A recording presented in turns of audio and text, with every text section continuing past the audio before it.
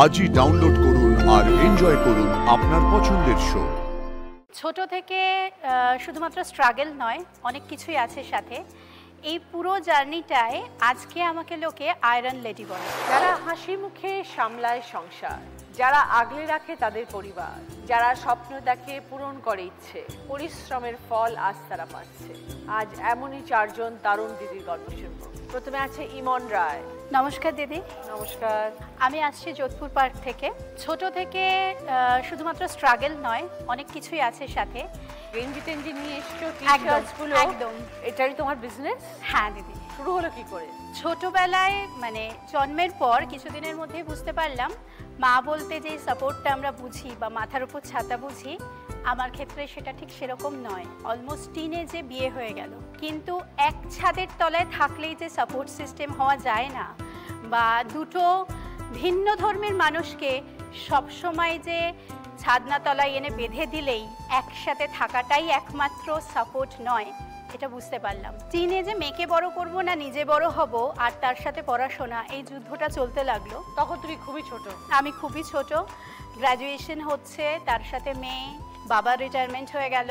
মনে হলো যে কিছু তো করতে হবে এমন, যেটা শুধু আমার কেন, আমার মেয়ের লাইফেও এইটা বলা যায় যে একা চলতে গেলে যে সাপোর্টটা নিজেকে করা দরকার, সেটার জন্য অ্যাটলিস্ট ফিনান্সিয়ালি সাউন্ড হওয়াটা ভীষণ দরকার। কি দিয়ে শুরু করি? আমার লাইফের প্যাশন, ভালোবাসা ছিল ডান্স, তাই ভাবলাম শুরু করি সেটা দিয়েই। প্লাস সাইজ ডান্সার, নন ডান্সার এবং সিনিয়র সিটিজেন ডান্সার নিয়ে শুরু হলো মুদ্রার জার্নি।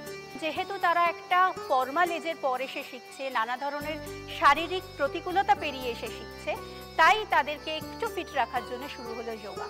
এভাবে শুরু করলাম জার্নি। তো টি শার্টের বিজনেস কিভাবে শুরু হলো? এই জার্নিটা থেকে চলতে চলতে মোটামুটি ভালোই চলছিল জিনিসটা। আস্তে আস্তে স্টুডেন্টস সংখ্যাও বাড়ছিল, সবার কাছে আমি মুদ্রা দিদি নামে পরিচিত হচ্ছিলাম। সেই সময় আমি দেখলাম ফিনান্সিয়াল রিকোয়ারমেন্ট এমন একটা জায়গায় যাচ্ছে যে শুধুমাত্র ইনস্টিটিউট দিয়ে একটা জায়গায় রিচ করতে গেলে অনেকটা টাইম লেগে যাচ্ছে। সেই সময় মুদ্রা থ্রু দিয়ে আমার এক বন্ধুর সাথে আলাপ হয়। ওরও একটা জীবন যুদ্ধ পেরিয়ে এসে একটা নতুন শুরুর দিকে এগিয়ে যাচ্ছিল। চাকরি ছেড়ে নিজের কিছু করার তাগিদ, ক্রিয়েটিভ মাইন্ড, বাড়ির প্রেশার আছে চাকরি কেন ছাড়লি, আর নিজের ক্রিয়েটিভ মাইন্ড কিছুতেই ওকে চাকরিতে বসতে দিচ্ছিল না। ডিজিটাল আর্টিস্ট, তার সাথে কথা হলো, অনেক পরিকল্পনা হলো, কিন্তু ওই আটকে যাচ্ছিল একটা জায়গায় পুঁজি। তাও মনের জোর নিয়ে দুজনে বললাম চলো দেখা যাক, আজ এত অবধি যদি যুদ্ধ করে এসছি, মেয়েটা বড় হচ্ছে, মুদ্রা চলছে, এটাও দাঁড় করিয়ে দেবো।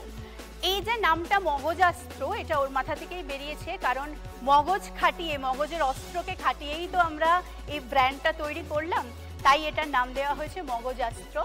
এটার ডিজাইনিং পার্টটা ও দেখে, বাকি promotion part, exhibition and everything, back এন্ডের পার্ট পুরোটাই আমি দেখি। ভূমিকা, শুনি তোমার জার্নি। 2012 সালে আমি কলেজে ভর্তি হই ব্যাঙ্গালোরে। আমার মা আমাকে ওখানে ভর্তি করে।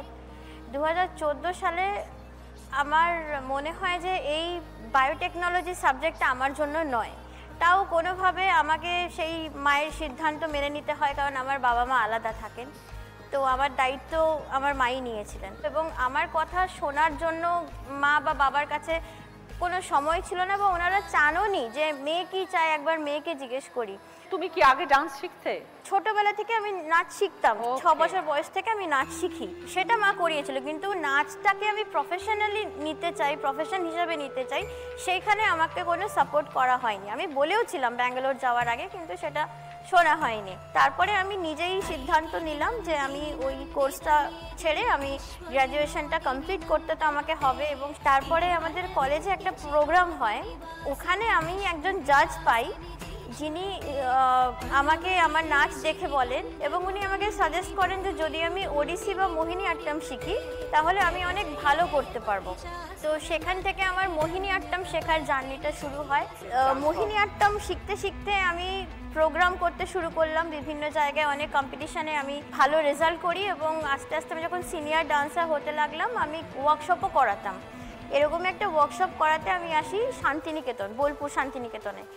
ওখানে আমি বর্তমানে যে গ্রুপের সদস্য, বোলপুর চতুরঙ্গ, ওই গ্রুপে আমি রায়বেশের ডান্সটা প্রথম দেখি, এবং যখন এই নৃত্যশৈলীর ইতিহাস আমি শুনলাম, আমি মনে করলাম যে আমি যেহেতু মোহিনীআট্টম নিয়ে কাজ করছি, বিভিন্ন জায়গায় দেশে বিদেশে আমি মোহিনীআট্টমের পারফরমেন্স রাখি, তাহলে কেন আমি নিজের বাংলার যে এত প্রাচীন একটা লোকনৃত্য শৈলী, আমি কেন এটা নিয়ে শিখবো না এবং কাজ করব না। তো রায়বেশন নিয়ে এই যে পারফরমেন্স তোমাদের কি শুধু তোমাদের বীরভূম জেলার মধ্যে আবদ্ধ না বাইরেও তোমরা করো? না, এটার উৎপত্তি হয়েছিল মুর্শিদাবাদ, বীরভূম এখান থেকে, কিন্তু বর্তমানে বীরভূম, মুর্শিদাবাদ, বর্ধমান, পূর্ব বর্ধমান, পশ্চিম বর্ধমান এইসব জায়গাতেই এগুলো হয়। শিখতে তো নিশ্চয়ই তোমার অনেক সময় লেগেছে, কারণ এটা তো তোমার বিভিন্ন ফরমেশন তৈরি করতে অনেক ওপরে ওপরে উঠতে হয়, মার্শাল আর্টের একটা ব্যাপার থাকে। হ্যাঁ, আমরা বিভিন্ন জায়গায় প্রোগ্রামও করি, পৌষ মেলা, শ্রীনিকেতন, শান্তিনিকেতনের।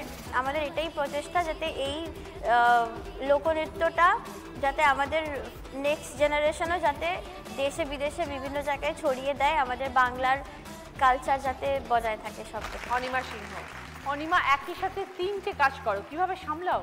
প্রথমত আমি 3টে কাজে ছিলাম না, আমি একজন মধ্যবিত্ত পরিবারের মেয়ে, ওখান থেকেই বড় হওয়া। তারপরে 2008-এ মাধ্যমিক দিলাম, 2010-এ উচ্চ মাধ্যমিক, 2011-তে বিয়ে হলো। তখন সব দিক থেকে ঠিকঠাক চলছিল, সংসারও চলছিল সবই।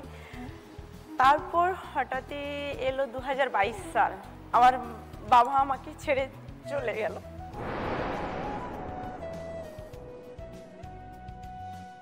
ওখানে একটা মানসিক স্ট্রেসের দিয়ে গেছি, তো সেই মানসিক স্ট্রেস কাটিয়ে তারপরে আস্তে আস্তে আবার কাজে ফিরে আসো? না, কাজে তখন আমি কাজে জয়েন করিনি দিদি। না, আমার 2011-তে বিয়ে হয়েছে, এখন 2025, আমি রিসেন্ট 2024 থেকে আমি কাজে জয়েন করেছি দিদি। তার আগে আমি শুধু হাউসওয়াইফ ছিলাম। হ্যাঁ দিদি, 2024 সালে আমার ভাসুর হঠাৎই মারা যান। আমার হাজবেন্ডের উপরে সব চাপ পড়ে তখন।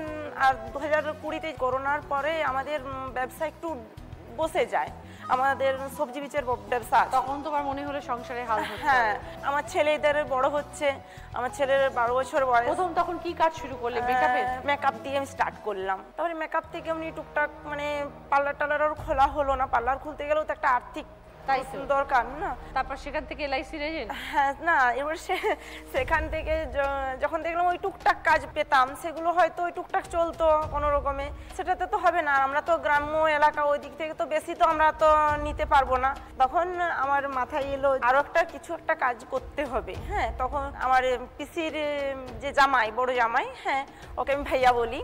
তখন ভাইয়া বলল যে দিদি, আমাদের এলআইসিতে মহিলা কেরিয়ার এজেন্ট মাসে 7,000 করে স্টাইফেন্ড দেবে, তুমি কি এটাতে রাজি? তো এইভাবে এলআইসির এজেন্ট হলাম। কর্মী, আমি উত্তর দিনাজপুরের মেয়ে। হ্যাঁ, তুই উত্তর দিনাজপুর থেকে আজকে এসছো, অনেকটা পথ এসছো। হ্যাঁ, হ্যাঁ। নিজের রেস্টুরেন্ট খুলেছো? হ্যাঁ, আমি যখন মানে পড়াশোনা করি তখন থেকে আমার মাথায় একটা কাজ করে যে কিছু একটা করতে হবে, নিজের পায়ে দাঁড়াতে হবে। হ্যাঁ, এবার এখন যা অবস্থা চাকরির, এখন তো আর কোনো মানে চাকরির কোনো কুলকিলানা নেই, তো ভাবলাম যে না, নিজের থেকে একটা অন্য কোনো বিজনেস করতে হবে। আমি ভাবলাম যে একটা রেস্টুরেন্ট খোলা যায়, তো এই কথাটা বাড়িতে জানানো হলো। তো বাড়িতে সবাই খুবই সাপোর্টিভ ছিল।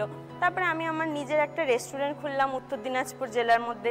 ওখানে আমার হচ্ছে ব্রেকফাস্টের কিছু আইটেম আছে এবং আমাদের ডিনারের। সকাল থেকে শুরু হয়? হ্যাঁ, সকাল থেকে শুরু হয়, দুপুরবেলা আমাদের বন্ধ থাকে। আমি তো ওখানে থাকি, প্লাস আমি আমার সাথে আরো 2জন মেয়েকে রেখেছি।